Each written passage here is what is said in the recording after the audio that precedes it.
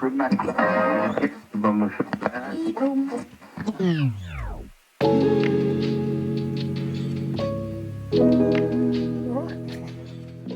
thanks for coming in No worries. and having a chat. Anytime. All right, so the first thing you want to do is just introduce yourself to everyone, like who you are and what you do. Hey, my name's Dylan. So I was in the first lot of kids through MIC. Yeah, so you were. Ben and I have known each other quite a while. It's gone on 13 years now, 14 years. 15. Yeah, 15 years. Time flies. I work as a technician at Apple as my day job, and I'm a musician at night and do a bit of photography on the side as well. So. Cool. Yeah, so you play bass That's right. in Riverland. Yeah. So Connor and I have played in a few different bands together, but we've decided over the years that it's better to work with a small amount of people than it is a large amount of people. So he's the leader, and we've got a live band that follows suit, but he makes the decisions, so it works well. So his project, That's you right. play bass, you support it. Yeah, I do a bit of the business and Yeah. kind of convince him of some things, for better or for worse, but he's the creative talent behind the role. Yeah, cool. All right, well, this project's called Graphic Novels. The whole idea is people tell their story on their skin, and you've got quite an array of I do. ink and pictures and tattoos. So tell me about your first tattoo. What was your first ever tattoo? Yeah, so I'm 31 years old now, but I didn't get my first tattoo till I was 21. But I always wanted tattoos as young as I can remember. It's funny because growing up, my parents would renovate houses. So we would move into a rundown house, do it up over a couple of years, sell it, redo the things. We moved a lot. But we had tradies at the house all the time, and tradies have tattoos. Yeah. So this was in the early 2000s, maybe in the late 90s. Yeah. So a lot of their tattoos were, quite rudimentary, but I thought it was the coolest thing ever. Right. And it was from that moment that I knew that I wanted tattoos. I was probably 5 or 6 years old. Wow. Yeah. There was one tradie in particular that had this massive back piece that was like a dedication to AC/DC. Right, okay. And it just had it was his whole back. It was an AC/DC thing. But I just remember thinking that was the coolest thing I ever seen. Because I hadn't really been exposed, upper middle class, hadn't been exposed to tattoos. Both my parents were artists, but they're quite conservative. Yeah. So seeing that as a young kid was really cool, being around different types of people. So yeah, I always knew I wanted tattoos. And then in my teenage years, I would often go and visit tattoo parlors around the city. Yeah. After school, I went to school in a city school. So, after school, I'd go and rock up to different tattoo parlors. Obviously not to be tattooed, but I just wanted to look through, because back then the internet wasn't really as big as it is now. Yep. So you couldn't really just go on and search, a Pinterest for design ideas. Yeah. You didn't really know kind of what style of different tattoos there were. You often saw just the classic kind of traditional style. Yeah. Sailor Jerry stuff. Yeah. Yeah. And stuff on TV, but going into the tattoo studios, I was able to go through the portfolios and the flash and talk to artists there about their journey and their styles, which kind of helped me to develop my own understanding of tattoos and the style I wanted. Right. But the thing, I would also ask some questions. The thing I took away the most from that was not to rush the process. Yeah. You don't really want to run out on your 18th birthday, well, that's what they said, and get the first thing that pops into your mind, because again, it's going to be something that's on you for the rest of your life. Sure. And the things that I wanted at 15 years old, listening to My Chemical Romance, probably wouldn't look the best on me today. So I'm glad I waited till I was 21. Yeah. Did a lot of research into kind of the style I liked. So most of my style is neo-traditional. Yeah. Bright colors, kind of like a take on traditional, but more kind of design elements in there, and not as flat. Yeah. So I really like that style, and I heard really good things about Westside Tattoo. They're kind of like one of the oldest kind of studios in Brisbane, and a lot of tattoo studios like 3 Star that's not around anymore. The artists there kind of moved into Westside, so they're a reputable tattoo studio, and I found a person there who did neo-traditional at the time, Lil, and so I had an idea of what I wanted and I drew it up. But the good thing about having a relationship with an artist is that they'll help develop the idea into their own style. Yeah. And so we kind of turned it into something that I really liked the look of, but it suited her style as well. Right. So my first tattoo was my right calf. Yeah, the wolf. Yeah.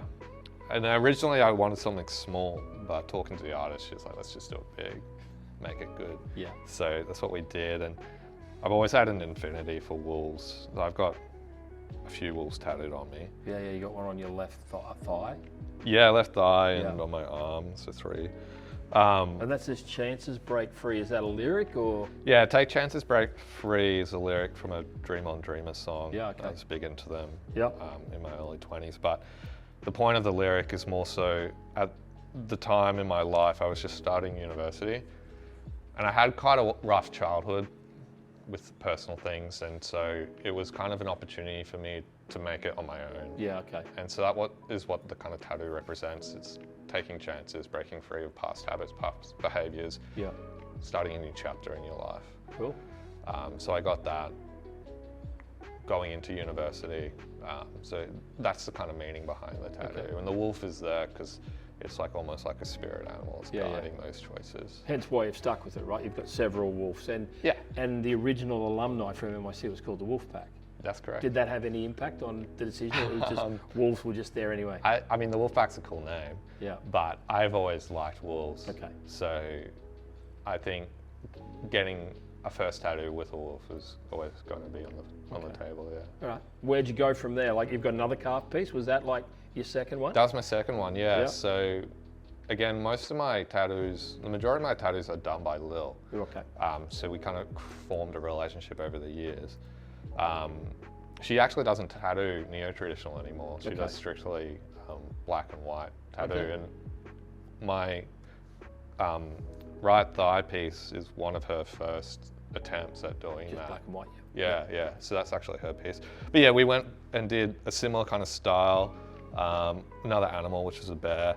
And then it's looking up at the sky. Again, this was done kind of throughout my journey at university. And it's another lyric from a band, or their album, their Amity Affliction had an EP. Their first EP was titled High Hopes. Yeah. And so I just like that saying, those two words. Yeah. And so it's about kind of similar thing. The bear's looking up to the sky. It's got a crown on its head. Yeah. The bear does. Yeah. And he's hoping for the best. Sure. Yeah. Yeah. Well, I shot those, so hopefully there's a photo. Hopefully I got it in focus, and there's no motion blur, and I can put that above this conversation. You got stuff on your feet. Now, I'm guessing that would have really hurt. Yeah.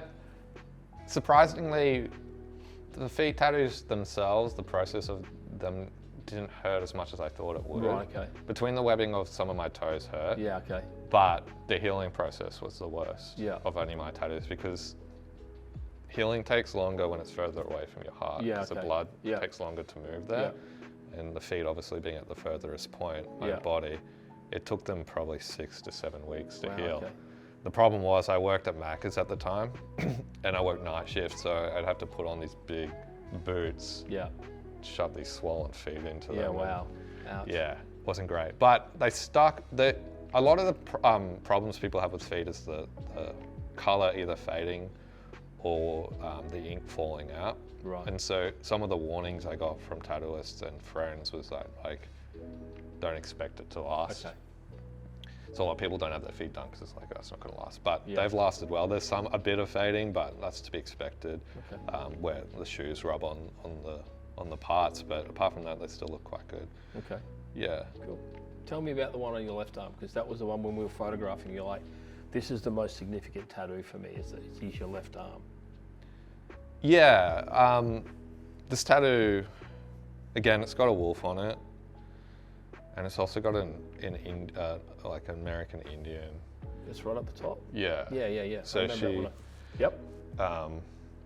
has this kind of like, she's a warrior, and she's kind of looking out, and her like spirit animal again is the wolf, yeah. which she's kind of wrapped around. Yeah. It's a bit hard to see because my arms are quite skinny, but they're wrapped around each other, and she's got a dagger, and the wolf's kind of carrying rope that's attached to like a skull.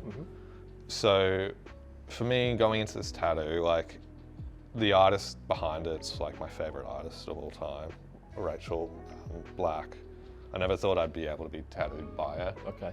But again, it just so happened that Lil was working at the same studio that Rachel was working at. Right. So as I was being tattooed by Lil, I started, obviously talk to the other tattooists, and Rachel and I formed a connection because we both had staffies. Right. And so I've got a portrait of my old Yeah, dog. I saw that one. That's your old dog, yeah? Yeah, which is the first tattoo that Rachel did, but she usually has like a couple of year wait list, Wow. but she wanted to do that tattoo, so that's how I got in her books. Nice. And then after that, we just really bonded. So she's done a couple more tattoos, but my biggest tattoo that she's done is my arm, which took about 40 hours. Yeah. But yeah, it's just got a lot of meaning behind it because it's just about kind of coming from where these two stand in their meaning, but not as, it's more interpretive rather than it just being, Yeah. Yeah. words. Yeah. So yeah, it's just about like dealing with your struggles, but being strong and, getting through life one hurdle at a time. Yeah, cool. It's a beautiful piece of art. Yeah. Yeah. I see a little stick and poke on your finger. It's not a stick and poke. It's but not? No, it's blown out on the side, so Okay. it looks like that. It's just they never said to get a tattoo with an ex or with someone that you're dating at the time, or never get their name on it. And you broke that rule? I broke the rule, but it's not a name. Yeah. At least. Fair enough. So I've thought about getting it removed, but I kind of just like the tattoo. Yeah. Also, it's funny because I'm covered in tattoos, but this is the one that I get the most comments on. Yeah.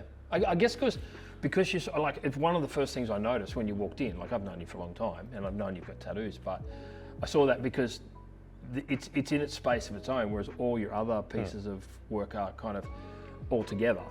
And this is like, oh wow, there's a little heart on your finger. It just sticks out. Yeah, I like it, and it has, it does represent something that was in my past, but it doesn't mean to say that it's negative. Like, Yeah. that's something that I experienced with a person over multiple years. Sure. And there's good memories attached there. Yeah. But yeah, I think, it's curious because I am quite covered, but I made a point never Not to not do to your get hands. anything Yeah. that I couldn't cover up. Yeah. And that's something like my parents, a lot of people that start to get tattoos are always worried that their parents are going to say something bad. And our parents were apprehensive, but they knew what we were going to do, what we were Yeah. going to do. And my dad, who's quite conservative now, has always just said that one thing, if you can get tattoos, but just if you're doing one thing, don't get them where you can't hide them. Sure. You don't know, you might have a procedure of where you're working at the moment, but you don't know where life can take you, and Yeah. you don't want something like that to get in the way. Yeah. So no face tats, No face No neck. tats, no neck, no hands. no hands. Fair enough. Okay. Well, look, I am clean skinned. I don't have any tattoos at all. And my mum was very conservative. My dad passed when I was young, but he probably wouldn't have cared too much because the people where he worked had tattoos. Old guys, like Sailor Jerry stuff and stick and pokes. So yeah, like if I was to get a tattoo, what would you recommend that would be an appropriate tattoo for me? I think tattoos come in all shapes, sizes, and colours, and what might be personal to you might not be to someone else. Yeah. So I don't think it really matters what you get, but have it frame around something that means something to you. Right. Particularly for your first one, whether that's family, and get your children's signatures or Yeah. initials, or your wife, or something that might represent your journey in life, maybe something to do with the school. Could be anything, a memento to your family. Yeah. I think something, that has meaning will never diminish in, you will never regret something that Yeah. has personal ties to it. Okay. A sage advice. Yeah. do my research first. Yeah, think. do your research, and it's never too late to get tattooed. No, no. Well, the last sitter that I had was 55 when he got his first tattoo. Yeah. So there you go. You know, you never know. I mean, I'm not saying you're going to get one. It's a questions part of the project. Who knows? I may get one. I may not. You just got to be mindful of the tattoo addiction. It's a real thing. Yeah, I've heard about that. And I don't know. Yeah, look, I mean, that's everyone that I've talked to, and you're number 5, everyone has said they're addictive. So it's like, whoa, okay, 1, that means money. 2, I've only got so much real estate. Yeah, I don't know. Like, can you stop at 1? Yeah, you could. I mean, I know people that only have 1 tattoo. Okay. But, I mean, it took me, I haven't been tattooed in 5 years. Right, okay. Well, you're running out of real estate. Yeah, I'm running out of real estate. You got your back and your chest. You're not allowed to do your neck or your face. So, like, Nah. you got your feet done. Yeah. The bottom of your feet makes no sense because it wears off. Exactly. So, you're running out of room. Yeah, I'm saving those spaces, but also, like you said, it is money. Like, Yeah. at the point I got tattooed in my early 20s where I didn't have much responsibility. Yeah. But in my 30s I do, and there's a lot of stuff that you can't spend money on, and tattoos are one that you don't need to. So True. Yeah. I'll go back to it when I'm a bit older. Fair I think. enough. Yeah. All right. Well, hey, thanks for coming in. No worries. Thanks for having a chat, and thanks for letting me take your photos. We'll see how they turn out. Yeah. But yeah, thanks heaps, Dylan. Keen to see them. No worries. Keen to see what you do next with the real estate that you've got available. We'll see what happens. All right, mate. All right. Turn them off, so turn them on.